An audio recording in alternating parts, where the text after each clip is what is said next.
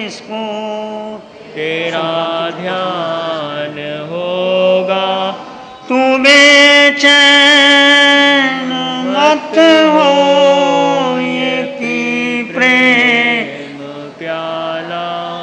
तू बेचैन मत हो, ये पी प्रेम प्याला।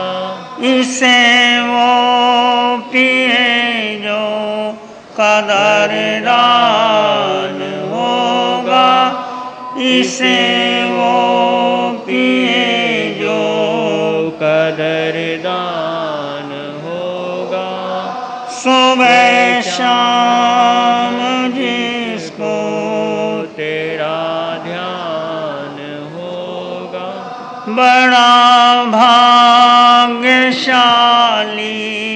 वो इंसान होगा, बड़ा भाग्यशाली वो इंसान होगा।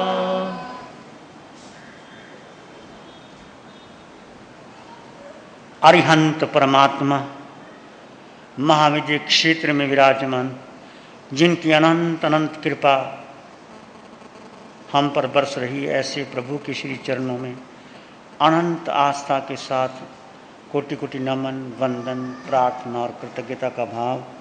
शासनपति भगवान महावीर, जिनका धर्म शासन, धर्म संग, धर्म तीर्थ में हम डुबकी लगा रहे हैं, ऐसे प्रभु महावीर के चरण सरोजों में अनंत अनंत आस्था के साथ नमन और वंदन। आज का ये पावन दिवस श्रमण संघ के प्रथम पटधर आचार्य जैन धर्म दिवाकर, श्रमण संघ के महाप्राण आचार्य श्री आत्माराम जी महाराज साहब, जिन्होंने अपने पूरे जीवन में साधना को, ज्ञान को, तप को, ध्यान को महत्व दिया। महापुरुषों के हम जन्मदिन मनाते हैं, इसके पीछे अभिप्राय यही होता है कि उनके जीवन के अमृत कणों से हम भी अपने जीवन में अमृत को प्राप्त कर जाएं।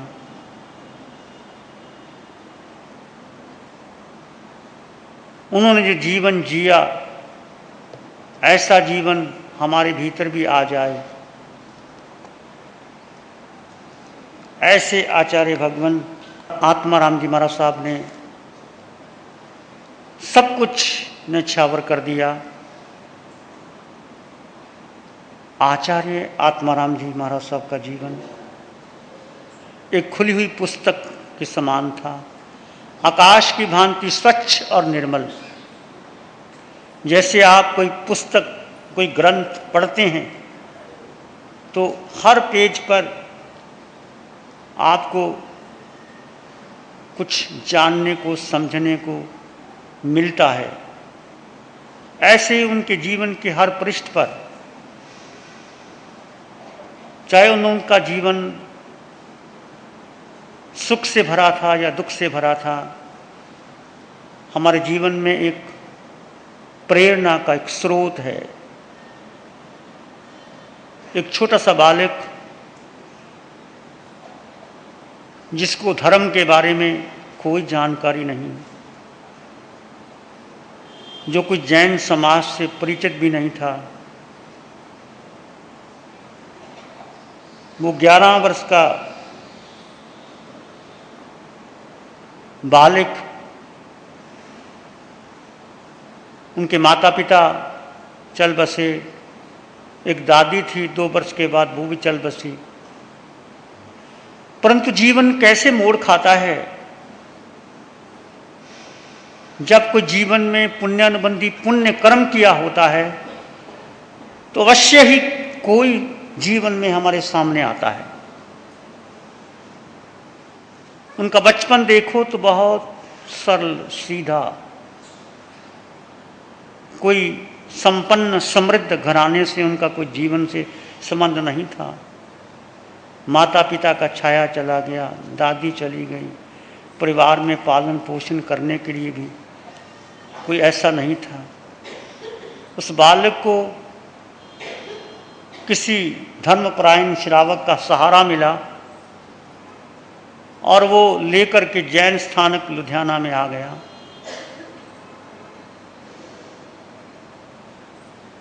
उस समय वहाँ आचार्य मोतीराम जी महाराज साहब उस बालक को देखा, परखा, समझा। बालक भी बहुत विनीत था, उनके चरणों में आ गया, छोटा सा बच्चा। आने के बाद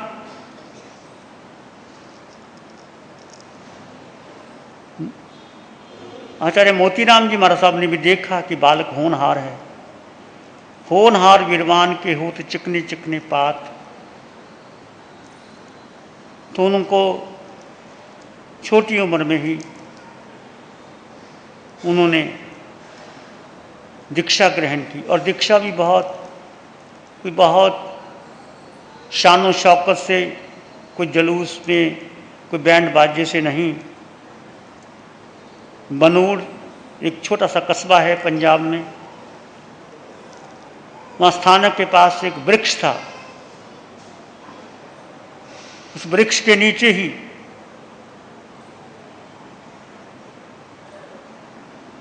गुरुजनों ने उनको पाठ पढ़ा दिया। सिंपल साधारण दीक्षा हो गई। बीज को भूमि मिल जाए, उपजाऊ भूमि मिल जाए, तो फिर बीज अंकुरित होकर पल्वित पुष्पित फलित हो जाता है। ऐसे ही उसका भाग्य देखिए। दीक्षा लेने के बाद भाषाओं का ज्ञान प्राप्त किया, प्राकृत संस्कृत गूढ़ अध्ययन किया, शास्त्रों का भी अध्ययन करने लगे। कई बार, क्योंकि ज़्यादा उम्र नहीं थी, कई बार मन नहीं लगता, तो गुरु ने देखा कि मन नहीं है, कैसे बच्चे को पढ़ाना चाहिए। तो उन्होंने कहा, अच्छा ऐसा करो, तुम मुझे पढ़ के सुनाया करो ताकि मैं सुन सकूं, जान सकूं। उन्होंने उनको पढ़ने के लिए सुनाया, शुरू कर दिया। धीरे धीरे पढ़ते पढ़ते उनको रस आ गया। रस आने के बाद बस उसमें निमग्न हो गए और बहुत गहन अध्ययन किया, शास्त्रों का अनुवाद किया। एक बात समझने जैसी है कि कई बार आपके बच्चे आपकी बात नहीं सुनते, नहीं मानते, तो क्या करना चाहिए? माता को, पिता को, उनको बड़े प्रेम से समझाना चाहिए, कहना चाहिए, अच्छा बच्चे तुम मुझे पढ़ के सुना दे, क्या लिखा है इस किताब में, ये कौन सा लेख है, कौन सा है पाठ, मुझे बता, मुझे भी कुछ सुनने को मिलेगा। तो बच्चा धीरे धीरे प्रेम से वो पढ़ने लग जाता है। पढ़ते पढ़ते उसको रस आ जाता है। यदि माता पिता डांटते हैं, फटकारते हैं कि तुमने ऐसा क्यों किया, ऐसा क्यों किया, तो बच्चा नहीं पढ़ता। एक बहुत बड़ी शिक्षा मिलती है आचार्य जी के जीवन से कि कई बार मन नहीं होता अध्ययन का, शुष्क विषय होता है शास्त्र ज्ञान का, परंतु गुरुजन उसको कितने प्यार से समझाते हैं और वो धीरे धीरे वही बालक संत पढ़ने लग जाता है और गहन गहन अध्ययन में डूब जाता है। एक शिक्षा, बहुत गहरी शिक्षा।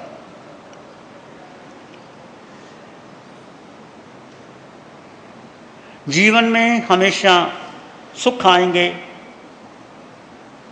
ऐसा कभी अपने मन में धारणा न बना लेना,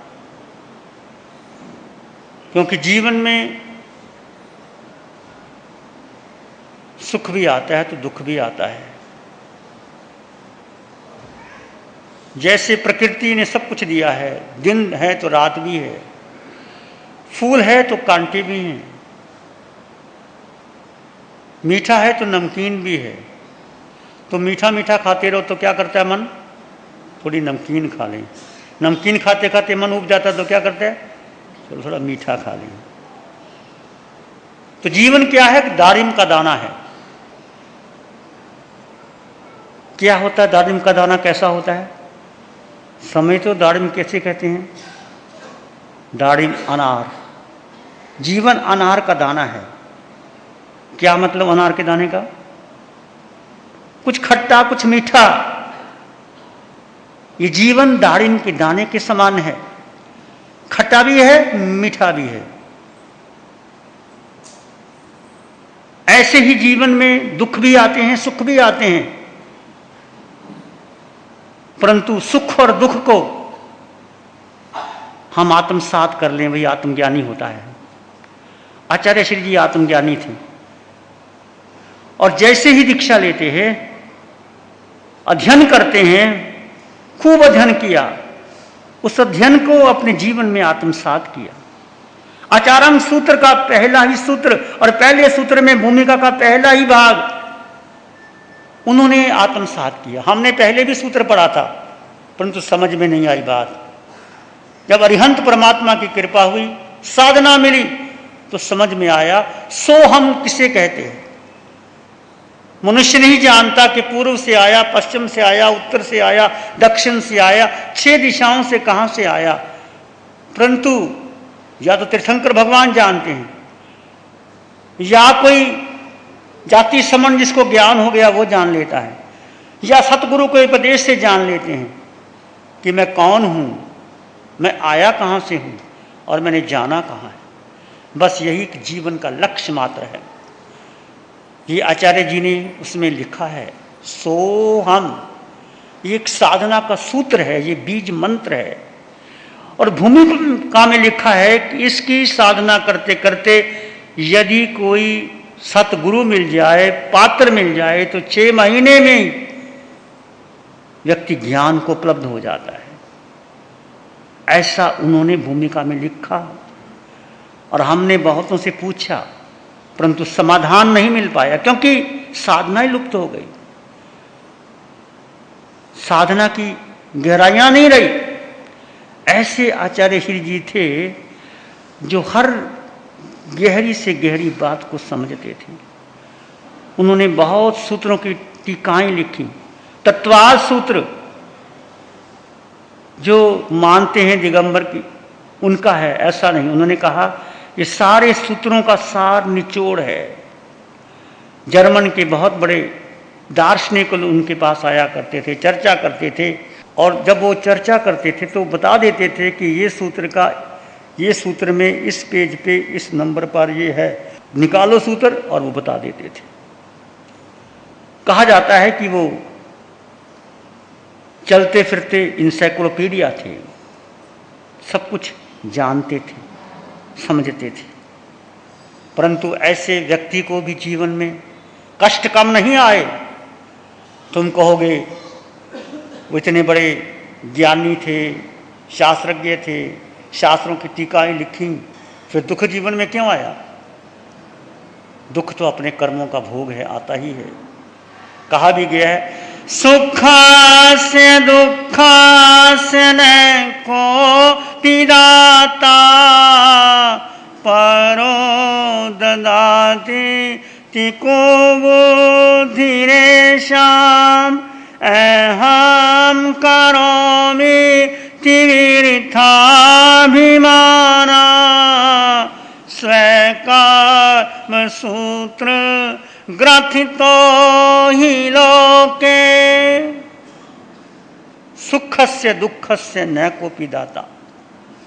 कोई किसी को सुख नहीं देता, कोई किसी को दुख नहीं देता।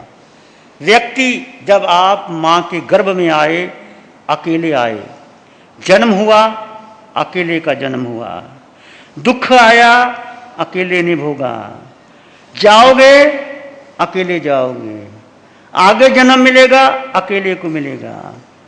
तो जो भी सुख और दुख तुम को अपने कर्म अनुसार मिलता है। सुख से दुख से न कोपी दाता परो ददादित्य कुबुद्धि रेशम, कि वो दुख या सुख मुझे दूसरे ने दे दिया, ये अज्ञानी लोग मानते हैं। कुबुद्धि रेशम,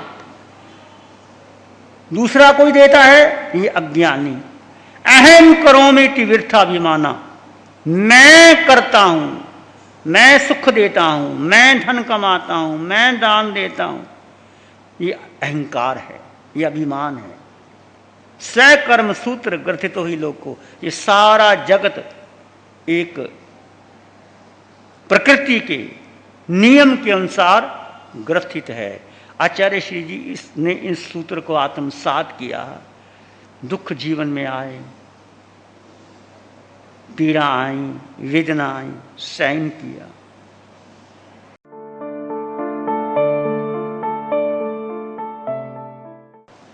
आंखें बंद, मन वचन काया शांत, शरीर शांत, विचार शांत, सृष्टि शांत, वातावरण शांत, हर दिशा हर किनारा शांत शांत शांत। श्री चत्तारी मंगलम, अरहंता मंगलम, सिद्धा मंगलम, साहू मंगलम, केवली पानातो धम्मो मंगलम। चत्तारी लोग उत्तम, अरहंता लोग उत्तम, सिद्धा लोग उत्तम, साहू लोग उत्तम, केवली पानातो धम्मो लोग उत्तम। चतारी शरणं पवज्जामि, अरहंते शरणं पवज्जामि, सिद्धे शरणं पवज्जामि, साहू शरणं पवज्जामि, केवली पाणत्तं धम्मं शरणं पवज्जामि। चारे शरण दुख हरण जगत में और कोई होगा।